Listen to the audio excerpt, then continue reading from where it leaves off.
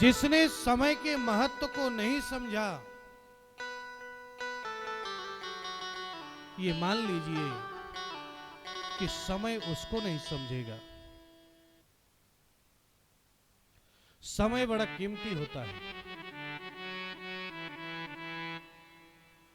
और हर क्षण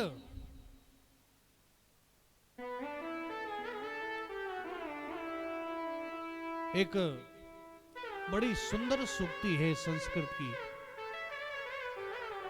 संस्कृत में तो इतनी अगाध सूक्तियां हैं कि अगर उनका कोई पालन करता है तो जीवन कभी दुखी नहीं हो सकता। कि क्षण सह कण सश्चैव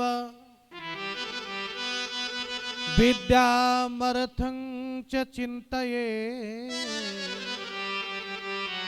क्षण त्यागे कुतो विद्या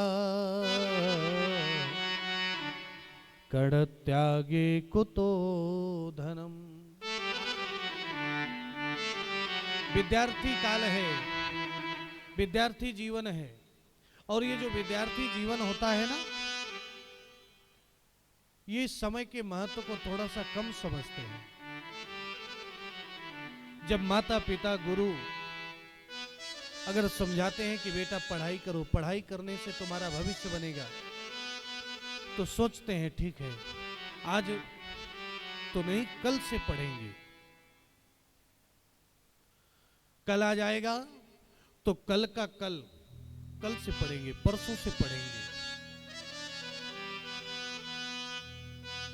और ये यथार्थ है, क्षण त्यागे कुतो विद्या। जिस विद्यार्थी को अपने एक क्षण की कीमत ना मालूम हो, उसको कभी विद्या नहीं आ सकती। जिस धनार्थी को अगर एक कण की कीमत ना मालूम हो,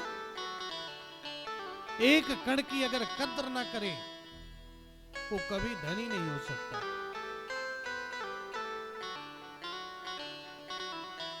समय जो चक्र है, ये समय चक्र अपनी गति चलता जा रहा है, और जो समय व्यतीत हो गया वो समय दोबारा वापस आने वाला नहीं है।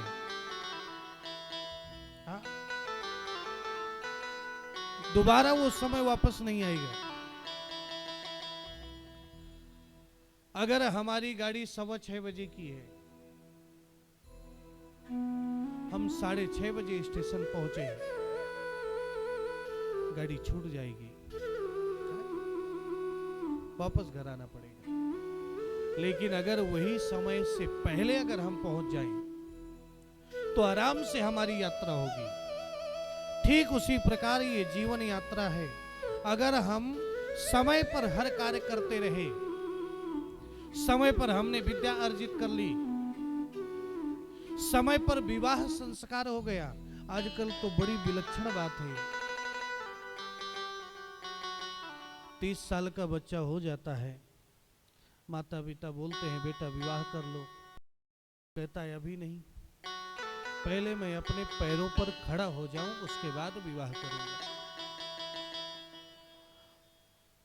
30 साल के बाद पैर मजबूत नहीं होंगे, कमजोर होंगे।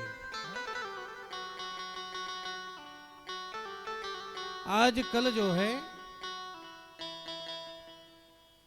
35 साल 38 साल ऐसी उम्र में विवाह कर रहे हैं। देखिए 4 आश्रम होते हैं जीवन के, ब्रह्मचर्य आश्रम, गृहस्थ आश्रम। गृहस्थ आश्रम बड़ा पावन आश्रम है, लेकिन उस समय पर विवाह भी हो तो समय से हो, शिक्षा भी मिले तो समय से मिले, धन अर्जित करे वो भी समय से, पुण्य अर्जित करे वो भी समय पर। और अगर ये समय विलंब होता चला गया तो आपका पूरा जीवन विलंब हो जाएगा, और फिर से मनुष्य जीवन मिलता है कि नहीं मिलता, वो समय दोबारा वापस मिलता है कि नहीं मिलता, इसकी कोई गारंटी नहीं है। न जाने कितनी योनियों के भोगने के बाद ये मनुष्य योनि मिली, और ये मनुष्य योनि मिलने के बाद भी हम समय की कीमत ना समझे।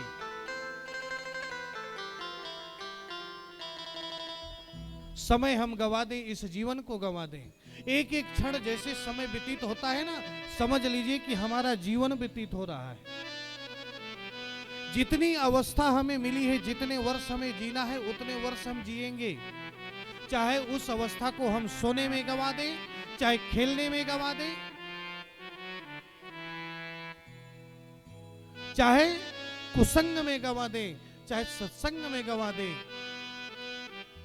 जितनी अवस्था मिली है, जितनी एज तक हमें जीना है, उतना ही हम जिएंगे। लेकिन अगर उस जीवन को, उस समय का अच्छा उपयोग किए तो हमारा मनुष्य जीवन सार्थक है। अगर समय हमारा व्यर्थ में चला गया तो मनुष्य जीवन का कोई मतलब नहीं है। अरे वैसे भी इस मनुष्य जीवन, पहले तो उम्र 100 साल की थी, व्यक्ति 100 साल जीता था। अब तो 100 साल नहीं पहुंचते, 70 साल, 70 से 80 के बीच में ही प्रस्थान हो जाता है, जिसमें से आधा जीवन तो हमारा सोने में चला जाता है। दिन में जगते हैं, जितना जगते हैं, रात में उतना सोते हैं।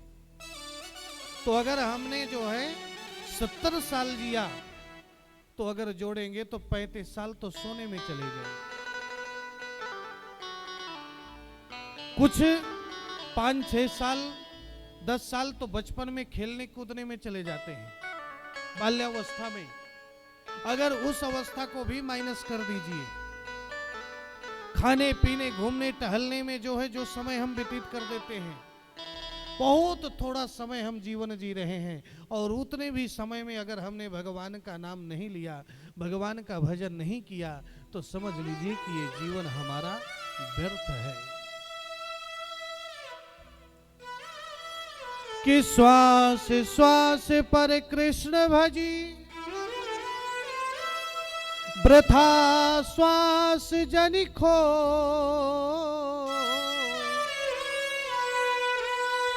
ना जाने या श्वास की आवन हो ये न हो। हर श्वास पर हमें भगवान का नाम लेना चाहिए। पता नहीं कौन सी श्वास बाहर जाए, दोबारा अंदर ना आए। पता नहीं कौन सी श्वास हमारे जीवन की आखिरी श्वास हो। इसलिए हर श्वास पर भगवान का नाम लें। हर हर